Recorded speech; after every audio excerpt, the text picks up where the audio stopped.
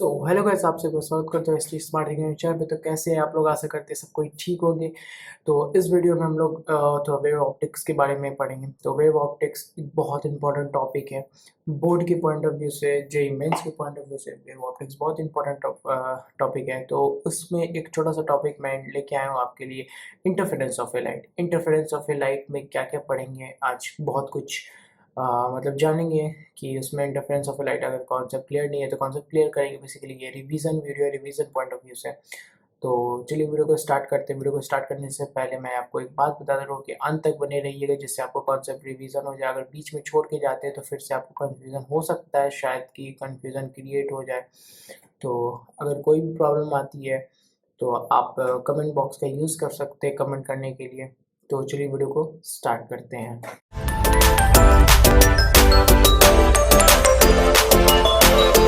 Optics का दो part होता है, एक रे ऑप्टिक्स, एक होता है wave optics. Interference of a light मतलब क्या होता है? Two interference source must be coherent, keep in constant phase difference. मतलब कहने का मतलब ये है कि दो इंटरफेरेंस सोर्स जो होगा, मतलब जो आ रहा होगा, कहीं से आ रहा होगा, वो हमें मतलब उसको नेसेसरी कंडीशन है, वो कोहेरेंट होना चाहिए, ठीक है। और वो दोनों एक कांस्टेंट फेज डिफरेंस में होना चाहिए। जैसे कि मोनोक्रोमेटिक, डाइक्रोमेटिक, ऐसे हम लोग पढ़ते हैं। तो मोनोक्रोमेटिक क्या होता है? मोनोक्रोमेटिक वो होता है जिसका सेम वेवलेंथ है, ठीक है, और सेम टाइम पीरियड है। तो ये हम लोग ध्यान में रखेंगे क्योंकि बहुत सारे क्वेश्चन में यूज़ होता है मोनोक्रोमेटिक। मोनोक्रोमेटिक क्या होता है? तो मोनोक्रोमेटिक क्या होगा? सेम वेवलेंथ जिसका होगा और सेम टाइम पीरियड होगा, तो उसको हम लोग मोनोक्रोमेटिक लाइट बोलते हैं, ठीक। तो जैसा कि आप इसमें देख रहे हैं कि यहाँ पे एक A B C A plus B ऐसा कुछ लिखा हुआ है। तो ये एक मान लेते हैं ये एक वेव है, ठीक है। तो ये वेव है और इसका एम्पलीट्यूड ए है। तो ये एक फर्स्ट इक्वेशन मान लेते हैं, ये फर्स्ट वेव होगा, ठीक है, ये सेकंड वेव होगा, ठीक है। अब इसका अगर ये सेम फेज में है, ठीक है, कंडीशन वन, केस वन ये हम लोग पढ़ रहे हैं। तो ये सेम फेज में, अगर मान लेते हैं दोनों सेम फेज में, सेम फेज का मतलब क्या है देख रहे हैं? ये भी ऊपर जा रहा है तो ये भी ऊपर जा रहा है, ये नीचे जा रहा है तो ये भी नीचे जा रहा है, ये भी ऊपर जा रहा है, ये ऊपर जा रहा है, ये फिर नीचे, ये ऊपर, ठीक है। तो अगर सेम फेज में है तो अगर इसका मतलब अगर सम सम निकालते तो ये ए प्लस बी, मतलब कि अगर फॉर एग्जांपल जैसे कि ये ऊपर है तो ये ऊपर है, और ये फिर उसके बाद ये बी भी ऊपर है सेम फेज में, तो इसका मतलब सेम डायरेक्शन में होगा ये। तो ये भी ऊपर, ये भी ऊपर। मान लेते हैं कि यहाँ पे इसका वैल्यू मान लेते हैं 2 होगा, ठीक है। बी का वैल्यू मान लेते हैं 2 और ए का वैल्यू मान लेते हैं 3। तो जो अब नया बनेगा वो तो 2 प्लस 3 बनना चाहिए ना। मतलब कहने का मतलब क्या है? 3 प्लस 2 बनना चाहिए। तो 3 प्लस 2 तो इससे बड़ा होगा। तो इस यहाँ पे सेम फेज का एक ये बेनिफिट हुआ कि सेम फेज में है तो ऐड हो जाता है, ठीक है।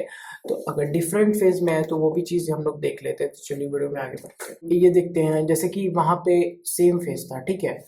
और हमको ये आप कमेंट बॉक्स में बताइए, जैसे ये इक्वेशन 1 है, ठीक है, ये इक्वेशन 2, इक्वेशन 3 हम लोग मान लेते हैं, ठीक है। तो हमको ये बताना है ये केस 2 है। केस 2 में क्या डिफरेंट फेज, तो हमको आप बताइए कि कौन सा दो ऐसा इक्वेशन है जो डिफरेंट फेज में है, ठीक है। ये तो मान लेते हैं एक ये इक्वेशन 1 होगा, ठीक है। इक्वेशन 1 को रिलेट करके हम लोग बताना है। तो आप कमेंट बॉक्स में यूज करके बता सकते हैं कि इक्वेशन 2 डिफरेंट फेज में है इक्वेशन 1 से, या फिर इक्वेशन 3 डिफरेंट फेज में है इक्वेशन 1 से। तो आप 2 3 कमेंट कर सकते हैं, ठीक है। जैसा कि हम लोग लास्ट पेज में पढ़े थे कि हम लोग डिफरेंट फेज कौन सा है, आप उस कमेंट करके बताइएगा।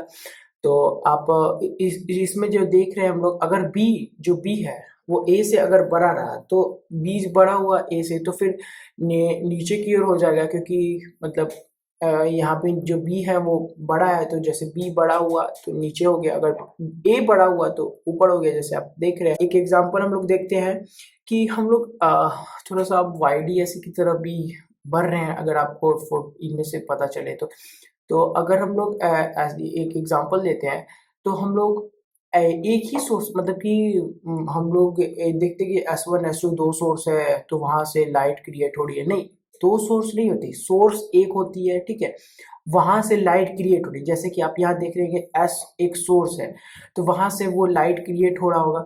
वो लाइट क्रिएट हो और एक बाउंड्री बन रही है, जहाँ पे बाउंड्री में दो गैप है, ठीक है, गैप।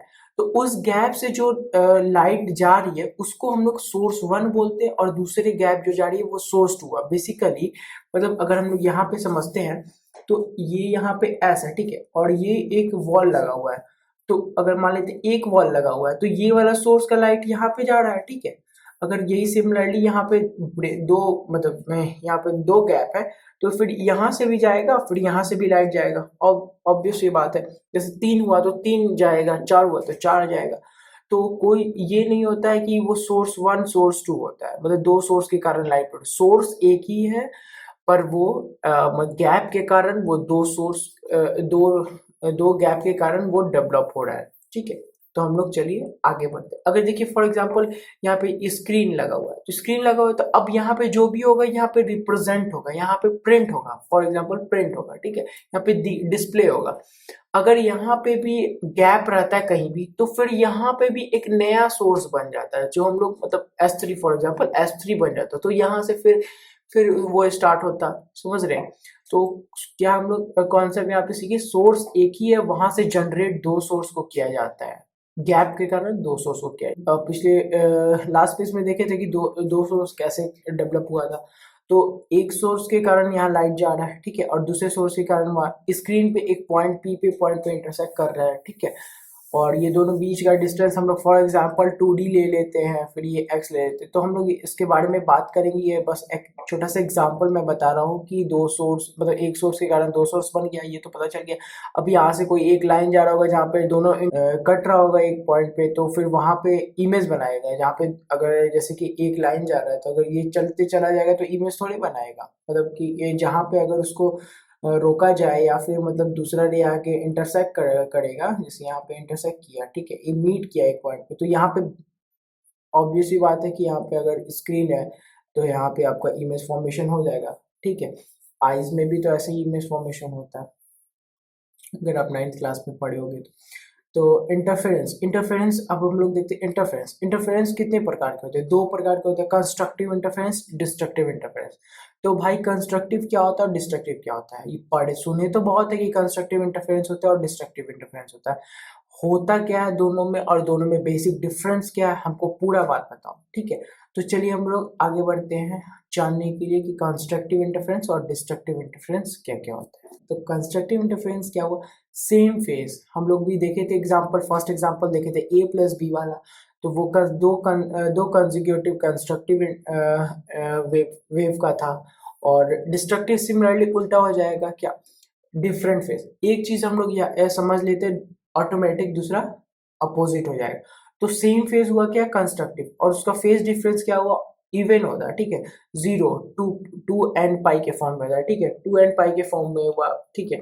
सिमिलरली अगर हम लोग डिस्ट्रक्टिव का बात करें तो ऑड के फॉर्म में होगा, ठीक है, 182n-1 पाई के फॉर्म में होगा, ठीक है। और ये अगर फेज डिफरेंस के बारे में बात करें, फेज डिफरेंस के बारे में बात करें तो फेज डिफरेंस उसका क्या होगा, n पाई होगा। सिमिलरली अगर डिस्ट्रक्टिव का बात करें तो फेज डिफरेंस क्या होगा, 2n-1 पाई/2, ठीक है। तो हम लोग रिलेट करेंगे दोनों को तो हम लोग को ईजी होगा, ठीक है, याद कर। अगर हम लोग एक को समझ ले दूसरे को रिलेट करें तो ईजी होगा। ये कंस्ट्रक्टिव का पूरा बात हम लोग देख रहे हैं तो इवन के फॉर्म में जा रहा है, ठीक है। हम लोग का देखा जाए तो इवन के फॉर्म में जा रहा है। फॉर एग्जाम्पल इवन हम लोग ले सकते हैं साइन। ये डिस्ट्रक्टिव हम लोग क्या देख रहे हैं, ऑड के फॉर्म में जा रहा है, तो हम लोग इसको ले सकते हैं कॉस वाले बात, जैसे कॉस में होता है वैसे। तो जैसे यहाँ पे आई मैक्स हुआ, ठीक है, तो आई इंटरफेरेंस का तुम लोग फॉर्मूला जानते हैं, I1 + I2 + 2 √/I1 + I2, ठीक है। तो सिमिलरली अगर हमको मैक्सिमम करना है तो I1 I2 को इक्वल कर देंगे हम लोग, सिंपल सी बात है, I1 I2 को इक्वल कर देंगे तो आई मैक्स क्या हो जाएगा, 2 टाइम्स ऑफ I0। I0 क्या है, जो I1 इक्वल टू आई दोनों का जो वैल्यू होगा वो होगा I0, ठीक है। सिमिलरली डिस्ट्रक्टिव में क्या होगा, मिनिमम निकलेगा। तो मिनिमम निकलेगा तो मिनिमम के लिए क्या करेंगे, जैसे कि हम लोग बोले कि दोनों को इक्वल कर देंगे तो मिनिमम क्या हो जाएगा, इसका 0 हो जाएगा। तो इसीलिए एट पॉइंट 0 पे जो एंगल मतलब कि जहाँ पे कुछ भी वो नहीं होता है, यहाँ पे जहाँ से स्टार्ट होता है तो वहाँ पे इसीलिए डार्क फ्रिंज बनता है। अब फ्रिंज क्या होता है, तो फ्रिंज हम लोग आगे बात करते हैं क्या होता है, इसीलिए वहाँ डार्क फ्रिंज से स्टार्ट होता है, डार्क ब्राइट ऐसे चलते रहता है। तो अब चलिए हम लोग आगे बढ़ते हैं। तो जैसा कि आप हम लोग ये तो एग्जांपल देखे थे लास्ट पेज में, पर हम लोग यहाँ पे अब प्रैक्टिकल करेंगे। प्रैक्टिकल क्या करेंगे यहाँ पे हम लोग, अभी थोड़ी देर पहले बात किए थे फ्रिंज के बारे में, तो फ्रिंज निकालेंगे, पार्ट डिफरेंस निकालेंगे, और भी बहुत बहुत सारा चीज़ निकालेंगे। तो चलिए इस वीडियो में आगे बढ़ते हैं और बने रहिएगा हमारे साथ वीडियो में। तो जैसे कि ये हम लोग दो सोर्स लिए S1 S2, ठीक है। तो और ये जो एक पॉइंट पे इंटरेक्ट कर रहा है, जो P पॉइंट मान लेते हैं, और जो P पॉइंट होगा वो ओरिजिन से ये O जो माने हैं वहाँ से x डिस्टेंस पर पॉजिटिव वाई डायरेक्शन होगा। मान लेते ऊपर पॉजिटिव के नीचे नेगेटिव होगा, ठीक है। तो ये दोनों के बीच में S1 S2 के बीच में हम लोग यहाँ पे 2D मान रहे हैं। बेसिकली बहुत सारे बुक में D दिया रहता है, ठीक है। तो कोई दिक्कत नहीं है, हम अपने बेनिफिट के लिए 2D मान रहे हैं, ठीक है। क्यों मान रहे हैं 2D? कि यहाँ पे हमको ये D हो जाएगा, फिर ये D हो जाएगा, तो थोड़ा कैलकुलेशन अच्छा लगेगा। कोई दिक्कत नहीं है, अगर D लेंगे तो यहाँ D/2 हो जाएगा, फिर यहाँ D/2 हो जाएगा, कोई दिक्कत की बात नहीं। तो अब हम लोग ट्रायंगल के बारे में बात करते हैं, S1PA। S1PA, तो इस ट्रायंगल के बारे में बात करते हैं। तो ये क्या है? राइट एंगल ट्रायंगल है, तो यहाँ पे पाइथागोरस थ्योरम फॉलो हो सकती है। तो यहाँ पे S1A क्या है? S1A क्या है? S1A का होल स्क्वायर PA का whole square is equal to S1P का होल स्क्वायर। तो S1A क्या है? S1A क्या है? सिमिलर टू दोनों स्क्रीन और सोर्स के बीच का गैप, तो D। तो D का square plus x minus D का होल स्क्वायर। ये कैसे हुआ x माइनस डी का होल स्क्वायर? जब यहाँ से PO का जो डिस्टेंस है वो x है, तो इसको PA लिखना होगा, तो हम लोग क्या लिखेंगे? PA plus AO equal to, जैसे for example PA plus AO equal to क्या लिखेंगे? PO। अगर हमको PA चाहिए तो क्या लिखेंगे? PO minus AO। तो PO क्या हुआ? PO कितना है मेरा?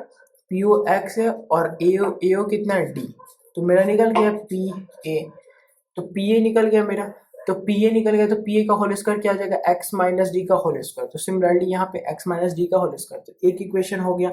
तो अब सिमिलरली हम लोग सेकेंड इक्वेशन में, अगर हमको ये चाहिए होगा, अगर हमको PB चाहिए, तो PB के लिए क्या लिखेंगे? सिमिलरली PB के लिए क्या लिखेंगे? x plus D, x plus D. तो ये हम लोग अगले इक्वेशन,